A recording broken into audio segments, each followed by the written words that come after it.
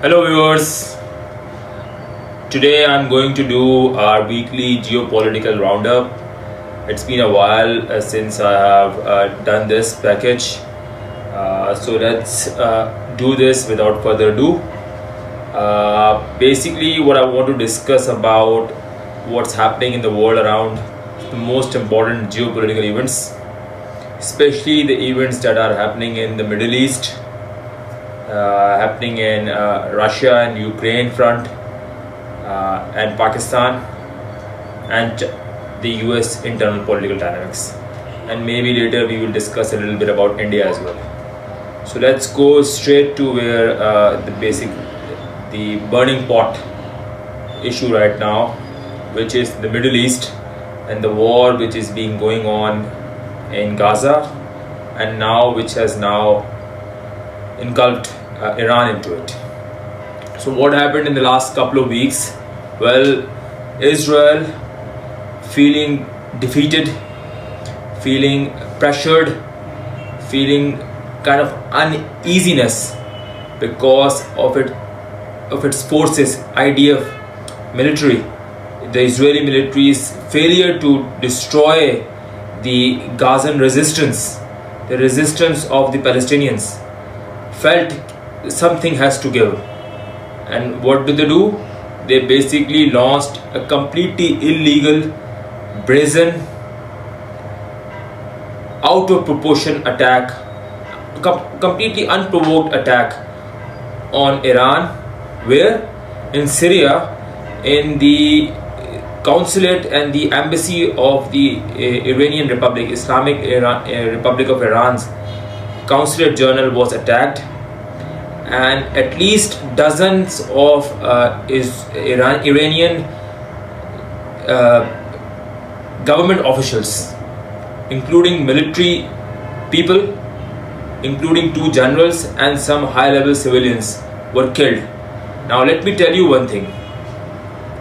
These consulates, these embassies, under the Geneva Convention and under the law of war, under the international law, are completely protected. Even Nazi Germany actually respected them. They did not even dare to attack these embassies. They understood that these are protected countries, these are sovereign territories of enemy countries. Attacking them, destroying them, murdering Iranians in the embassy, in the consulate, is an act of war. Not only it was an act of war, it was a war crime. And thus Iran had to retaliate. And retaliate they did. What they did?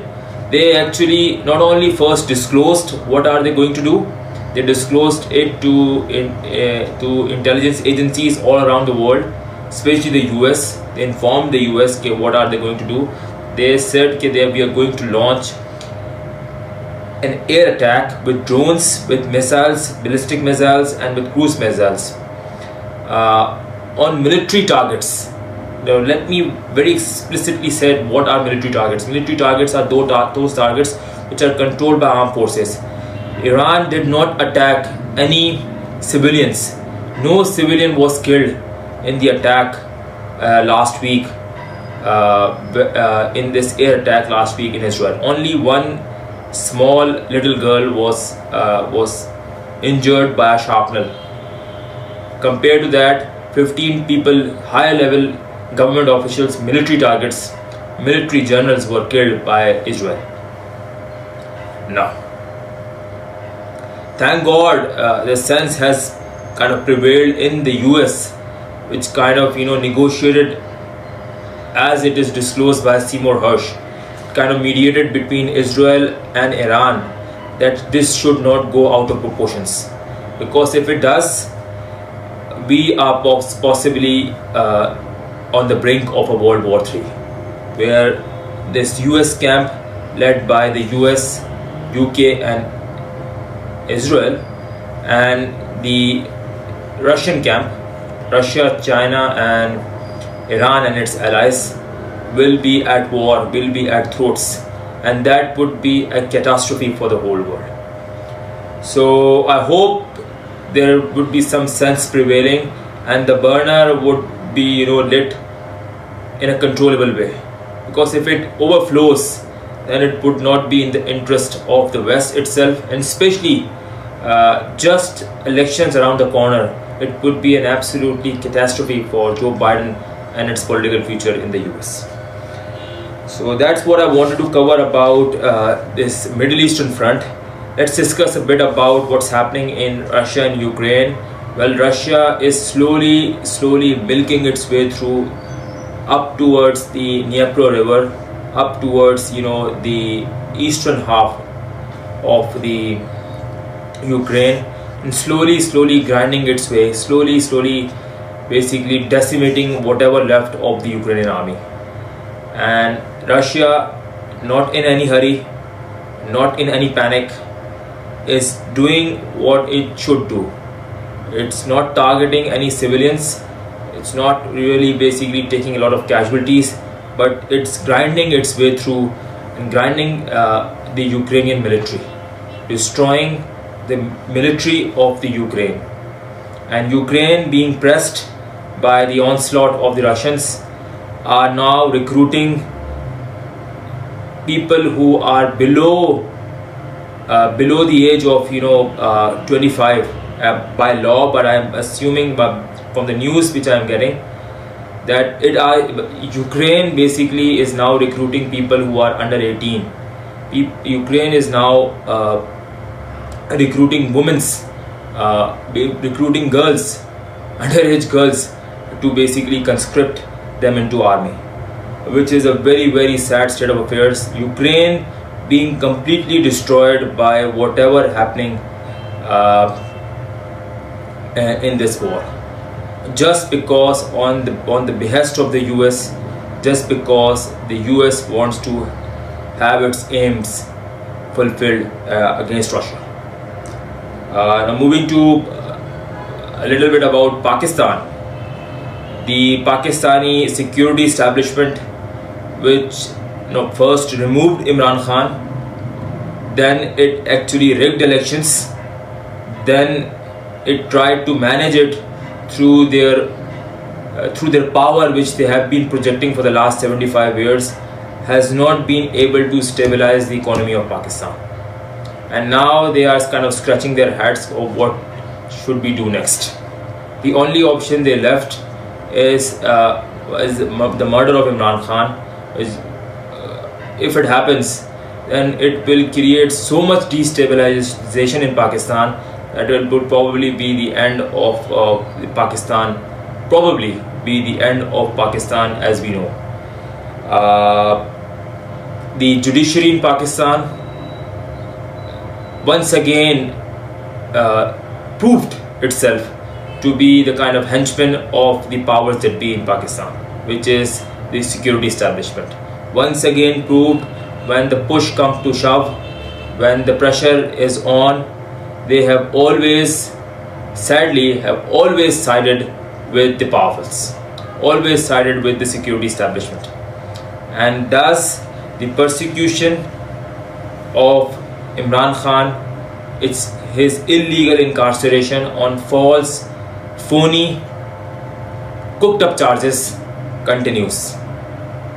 If Imran Khan would be acquitted in these 3 convictions which he now has, further new convictions would be on the cards, just to basically prolong his incarceration in Adiala jail.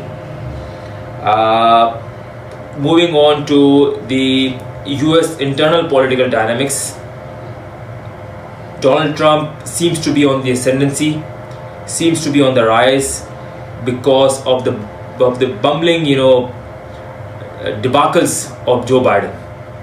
It's his Ukrainian venture, his failure to negotiate with Russia, his complete defeat, the defeat of NATO in Ukraine, and also coupled with what's happening in Middle East, the Joe Biden's led Democratic Party right now feeling the heat, feeling the political pinch, that they might not be able to win back the presidency, win back the Congress, win back the Senate next year.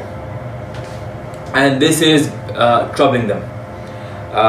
It is possible that because of this, US might open a new war, a new front, maybe in South China Sea or Middle East, who knows what. They're cranking up their narrative against China, against Iran. At the same time, they are basically kind of requesting China to reduce the production. Well, Uncle Sam now wants to basically cap production. The liberal champion of the world, the free market capitalist champion of the world, the US, is now requesting China to reduce its production, to basically not to glut the market. Well, where are those Adam Smith's principle?